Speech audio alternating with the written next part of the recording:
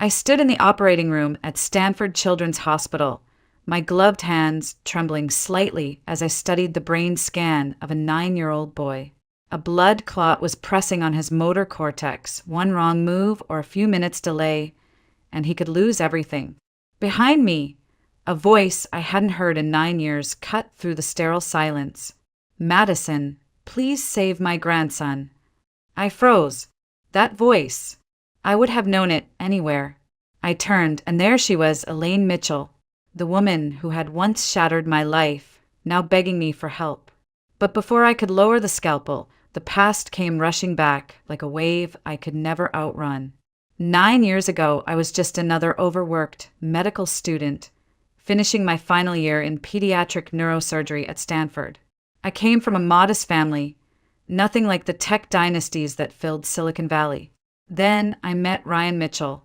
Ryan was different from anyone I had ever known. He wasn't flashy, even though his family practically owned half the medical technology industry. He didn't carry himself like a rich kid. He carried himself like someone who believed in changing the world. He spent afternoons sitting through lectures on biomedical innovation, but he preferred grabbing lunch with me on the Stanford Quad instead of dining at some high-end club in San Francisco. His smile, it disarmed me in ways I couldn't explain. We started dating, slowly at first, then all at once. Those late-night drives in his silver Tesla through the quiet streets of Palo Alto became our sanctuary. He'd talk about reshaping children's healthcare through tech, and I'd talk about saving lives with steady hands and a stubborn heart. It felt like our dreams were aligned, and I fell for him completely. When Ryan proposed in the hillside garden overlooking Los Altos Hills, I cried. He dropped to one knee, holding out a simple but elegant ring. "Madison Blake, will you marry me?" I said yes without hesitation. For a moment, the world felt perfectly whole. I thought love could overcome anything. I was wrong. The Mitchells weren't just wealthy, they were powerful.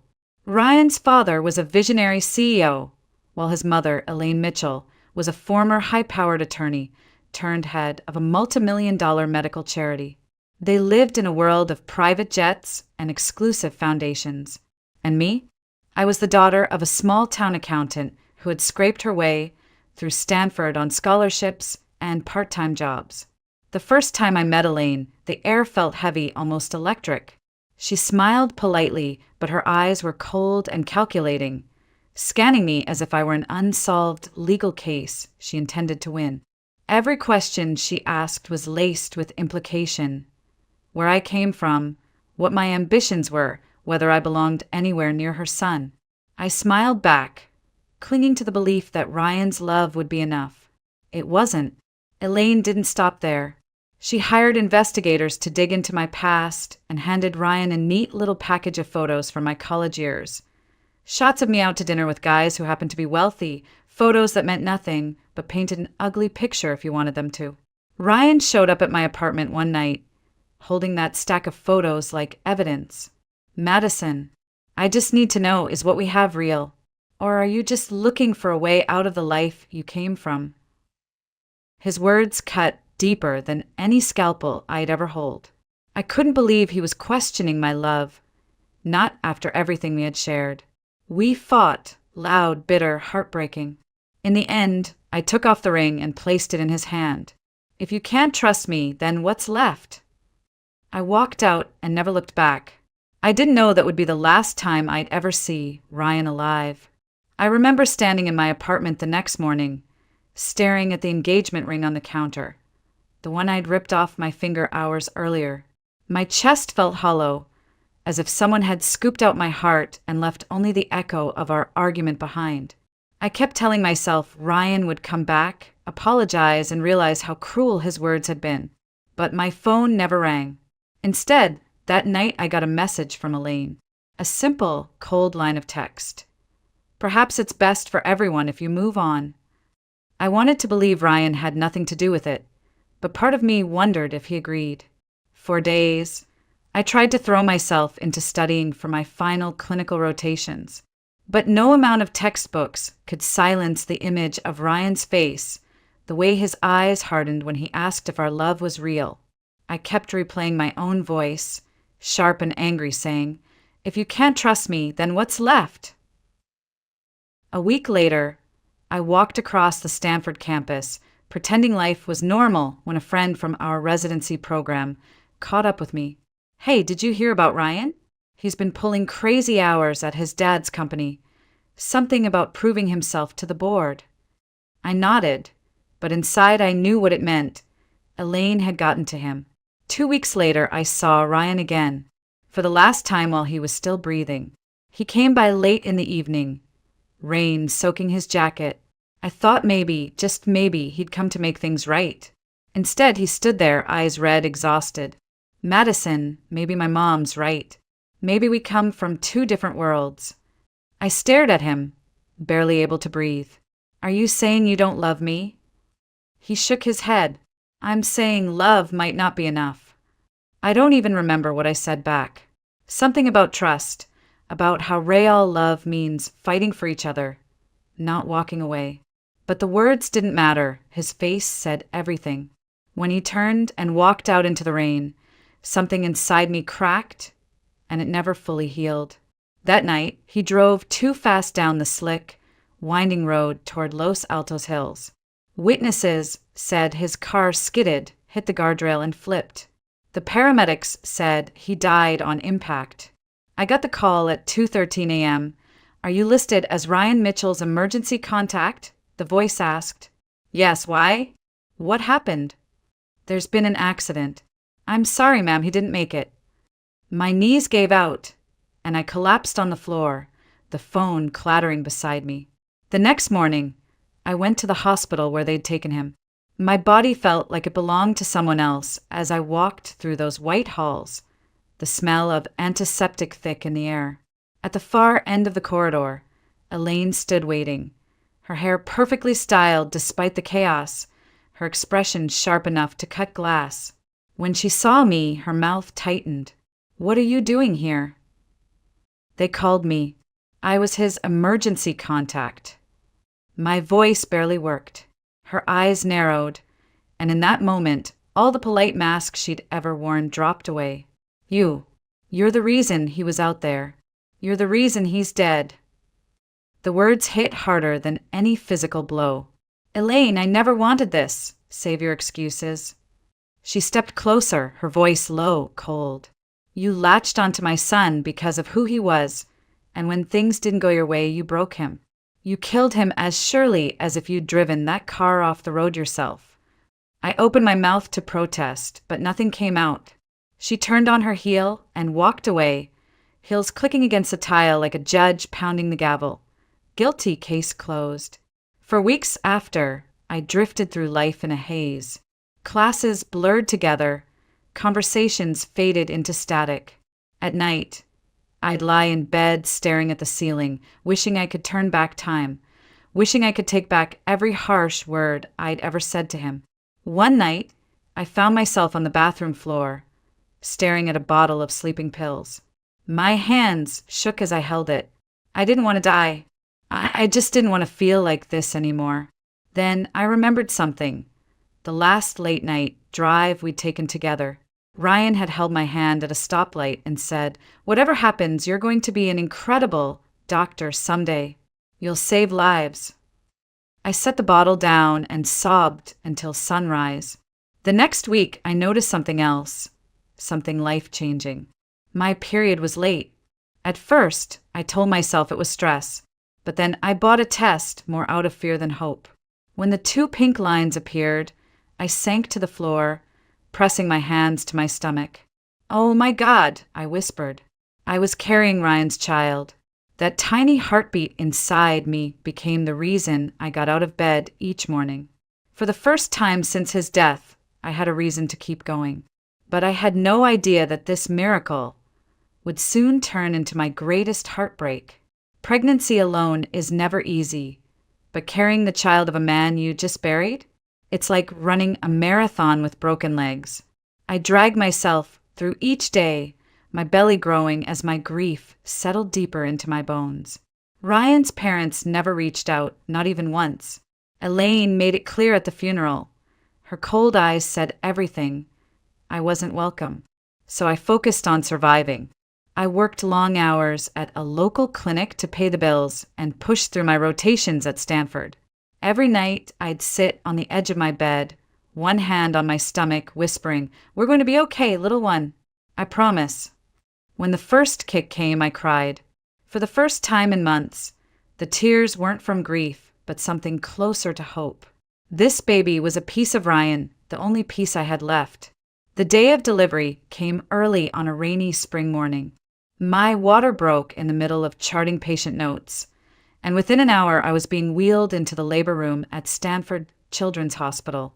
The pain was blinding, the contractions so strong I thought I might pass out. Nurses hurried around me, adjusting 4 lines and monitors. Through the chaos, I clung to one thought: I'll finally hold him. I'll finally see Ryan's eyes again. "Push, Madison.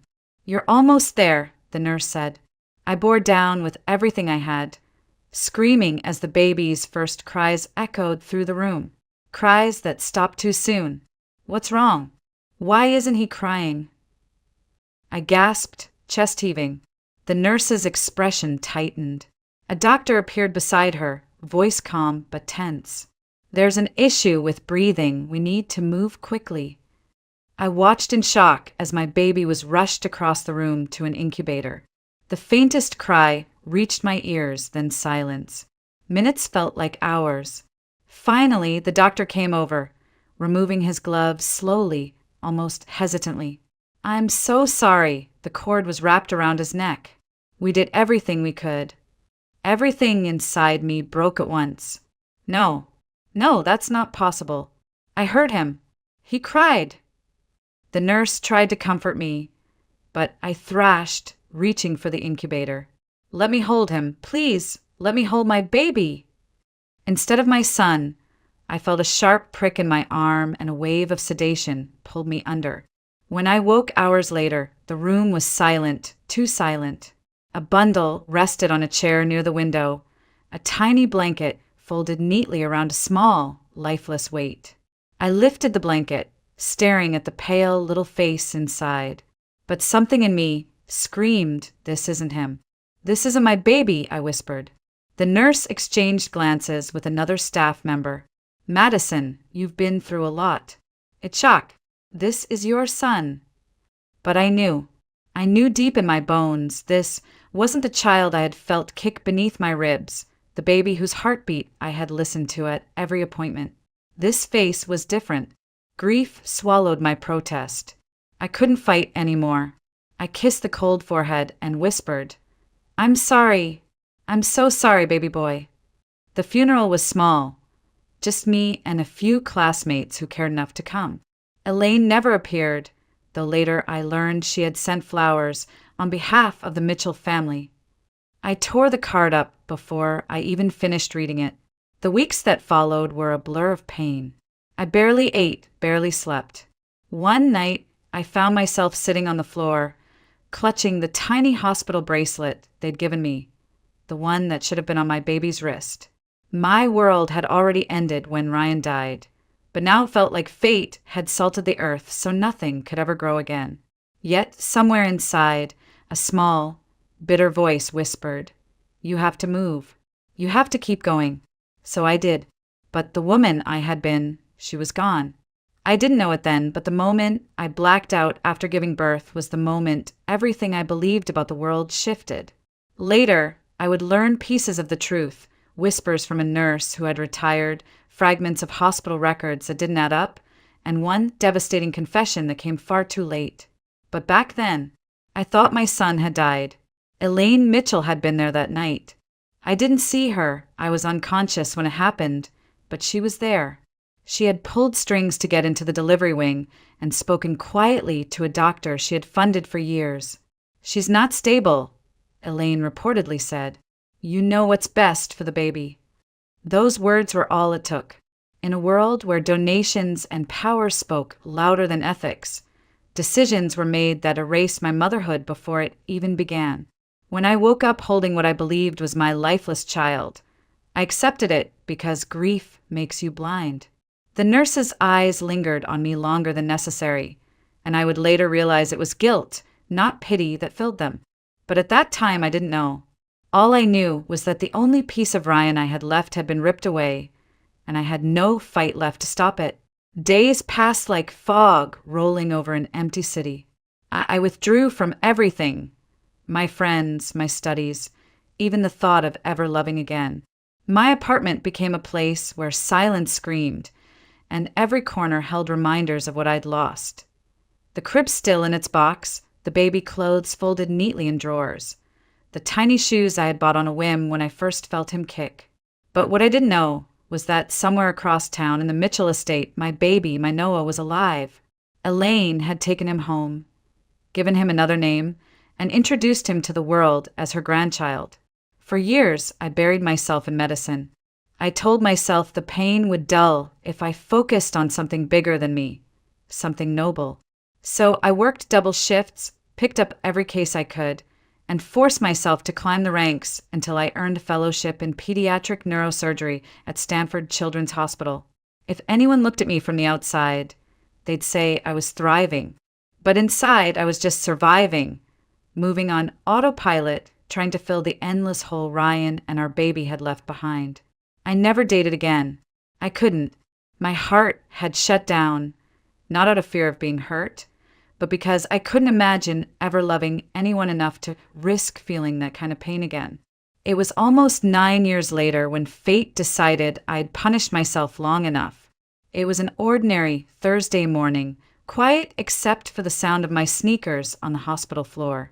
I was halfway through reviewing charts when the trauma pager went off.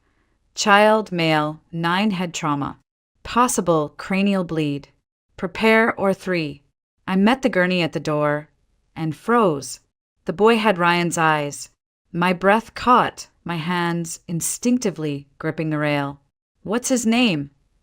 I asked the EMT. "Noah Mitchell," he said. The world tilted beneath me. Mitchell.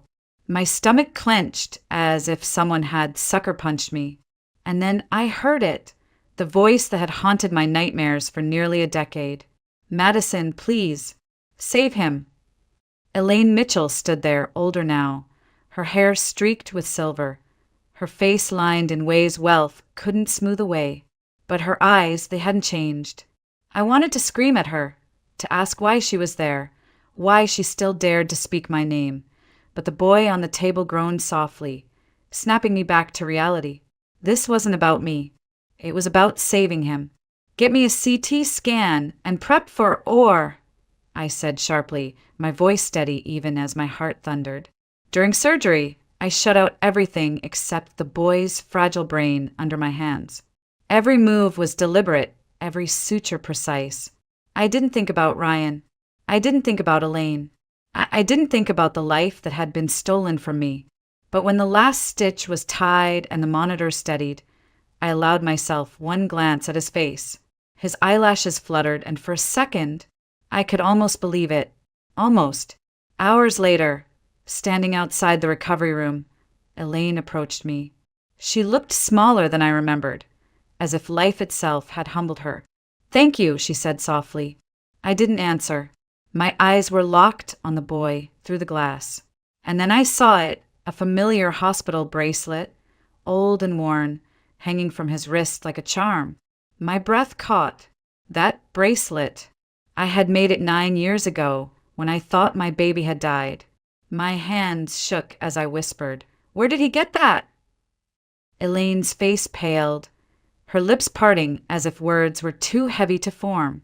When you lose everything, you either break completely or you rebuild into something unrecognizable. I chose the second option, though for a long time it didn't feel like a choice at all. After what I believed was Noah's death, I poured every ounce of grief and rage into medicine. It was the only thing that made sense, the only place where hard work still gave you predictable results. I spent years in windowless labs, sterile ORs, and libraries that smelled like paper and desperation. By the time I finished my residency, I was a machine. Colleagues called me the hands of glass and steel. Glass because of my precision, steel because of how unshakable I seemed during impossible cases.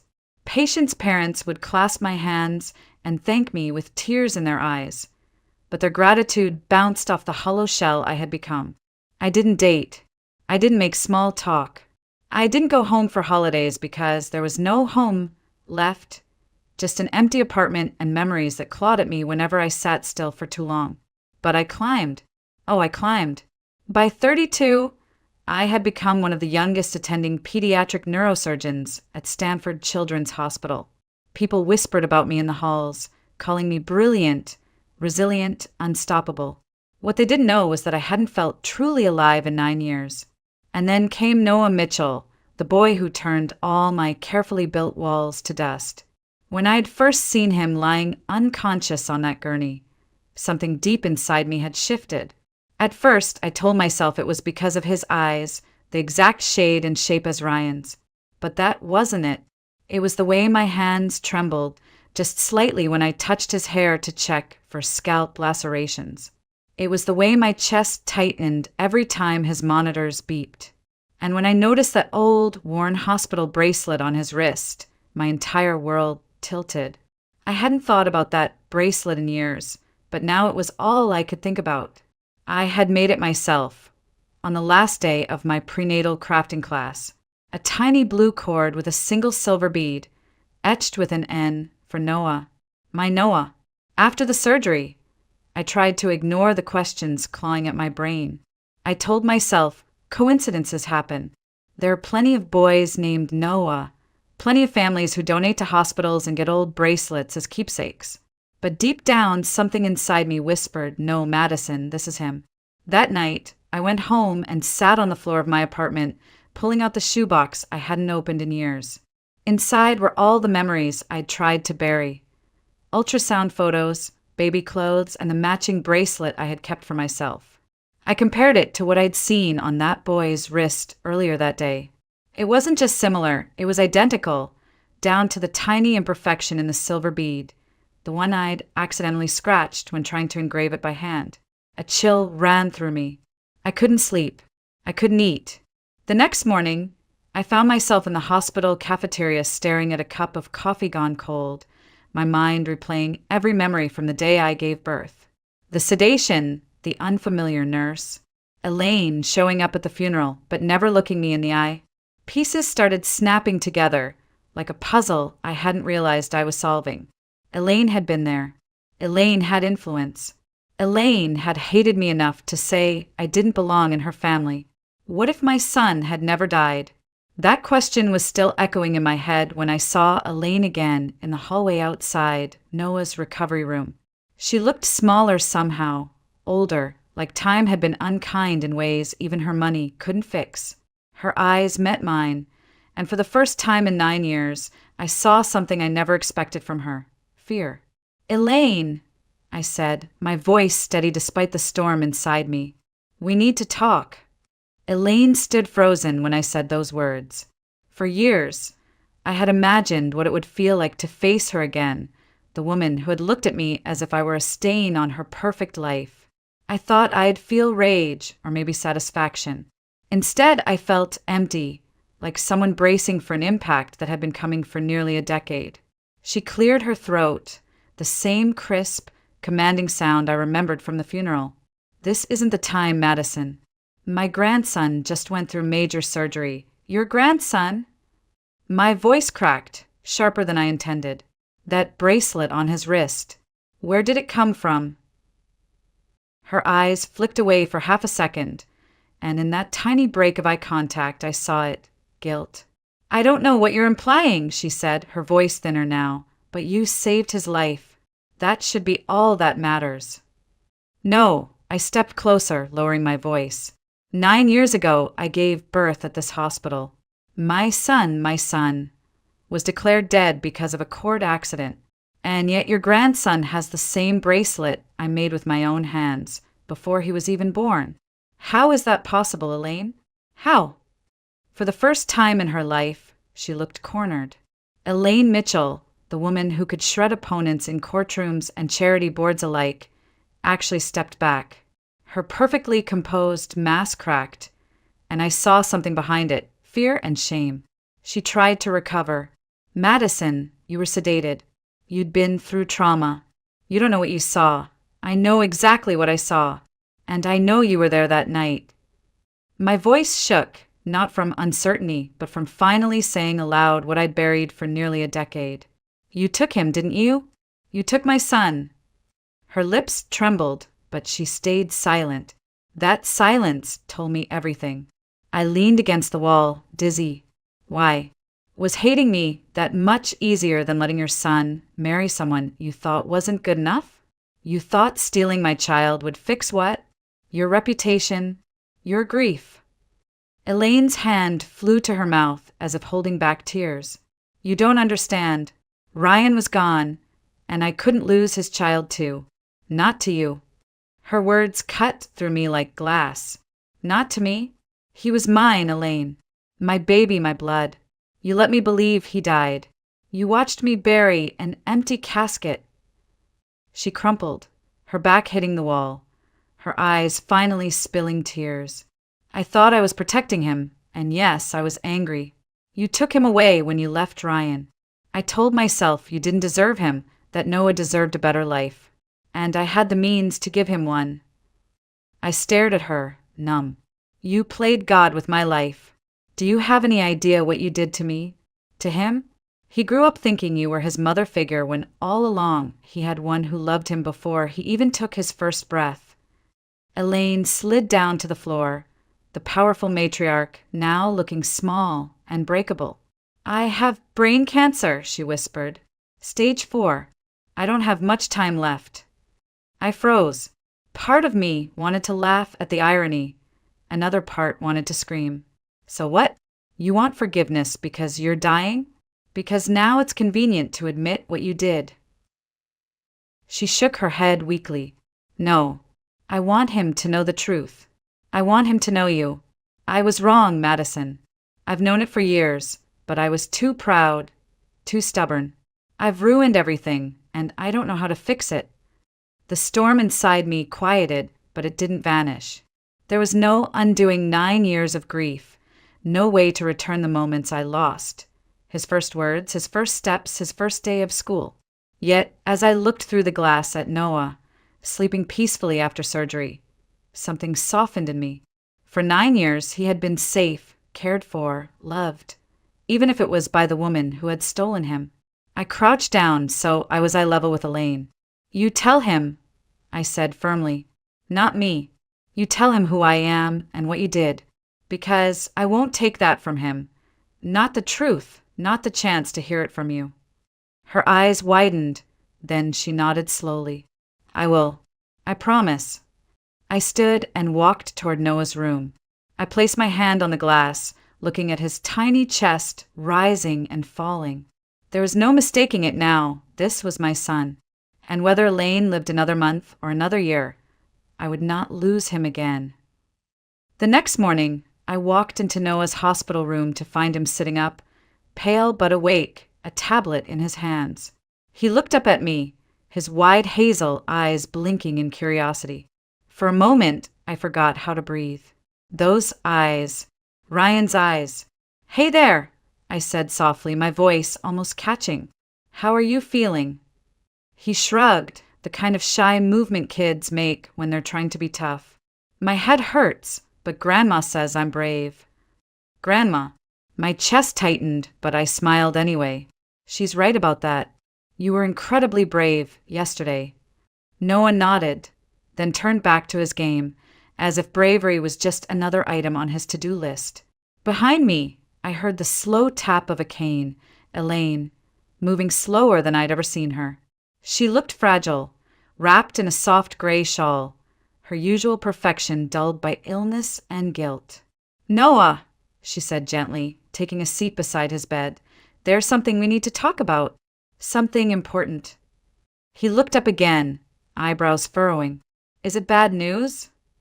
No, sweetheart. It's about family. She glanced at me, her eyes brimming with tears, then back at him. Do you remember how I told you your mom passed away when you were born? He nodded cautiously. That wasn't true, she whispered. Noah stared at her, confusion flickering across his face. What do you mean? Elaine swallowed hard, her hands trembling. Your mother didn't die. She's alive, and she's standing right here. Noah's gaze swung toward me, his lips parting slightly. You're my mom?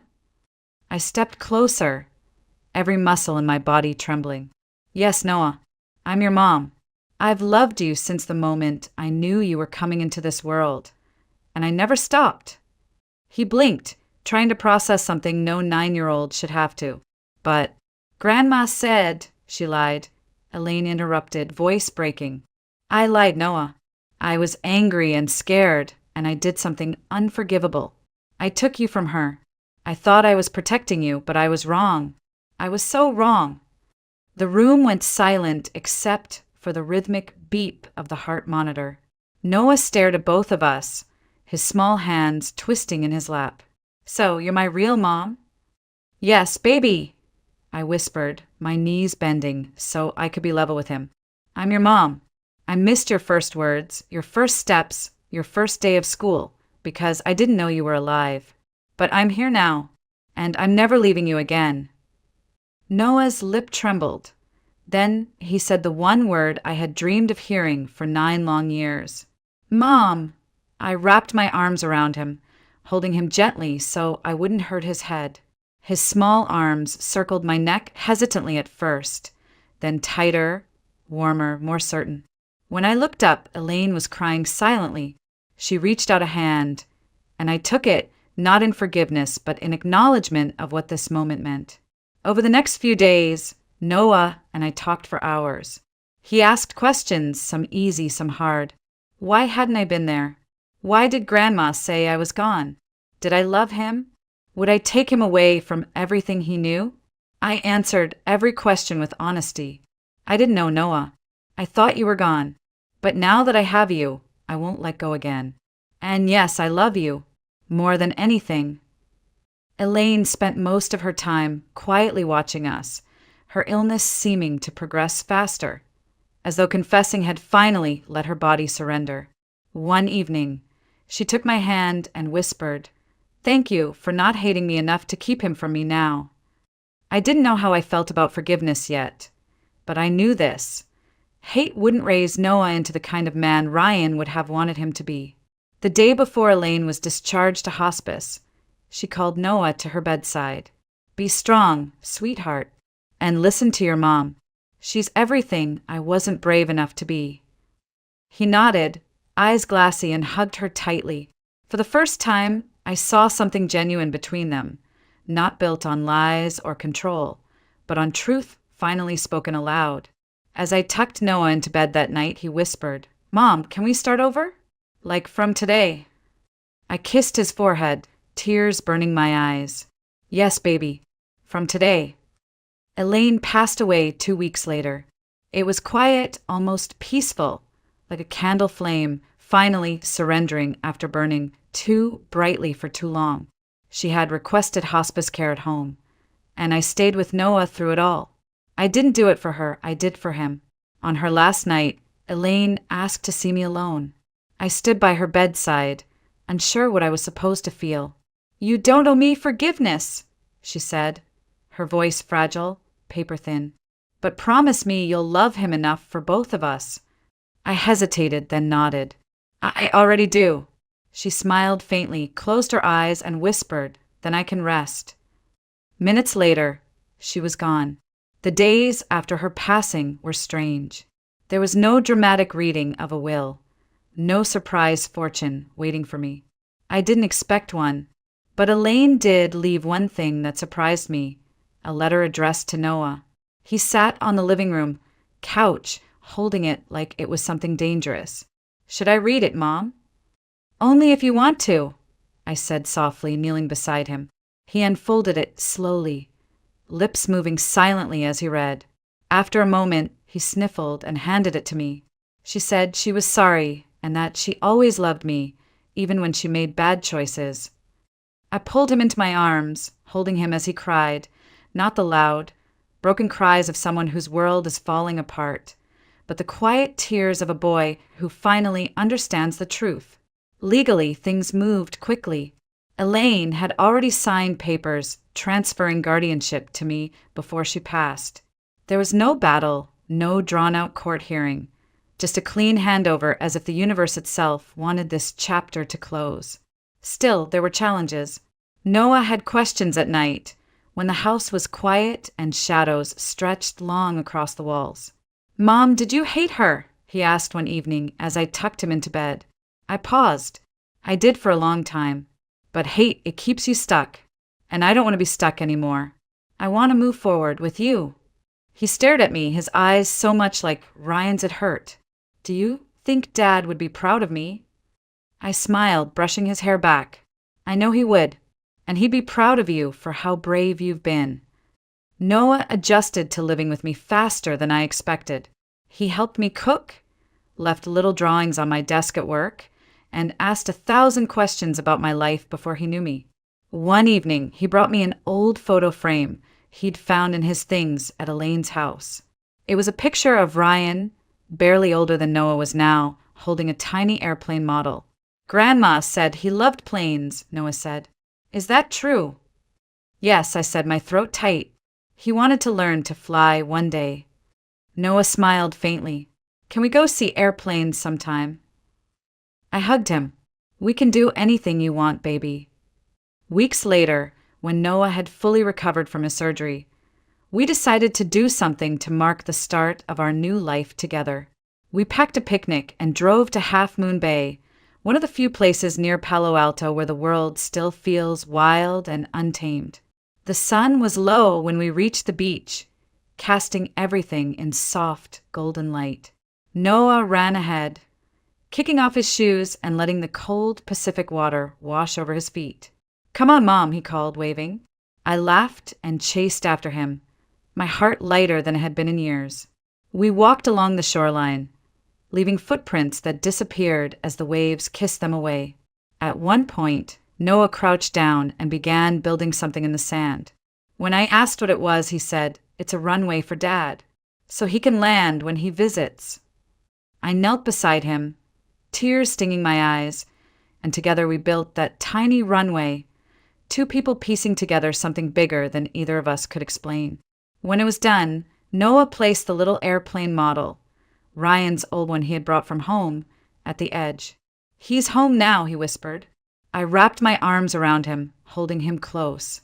"Yes, baby, he is." As the sun dipped into the ocean, painting the sky in streaks of orange and pink, Noah looked up at me. "Mom, do you think we can start over? Just us? Like it's a brand new life?" I smiled, pulling him into a hug. "We already have. Today is day one." He grinned, that wide, gap-toothed smile only kids can make look so perfect, and whispered, "I love you, Mom." My throat tightened as I whispered back, "I love you too, Noah. Always." We stood there, arms wrapped around each other, the ocean roaring behind us and the wind carrying away everything old and broken. For the first time in 9 years, I felt whole. No longer Madison Blake, the grieving mother who lost everything, but Madison Blake, the woman who had fought her way back to life, love, and family. And as I held my son close, I knew this was only the beginning.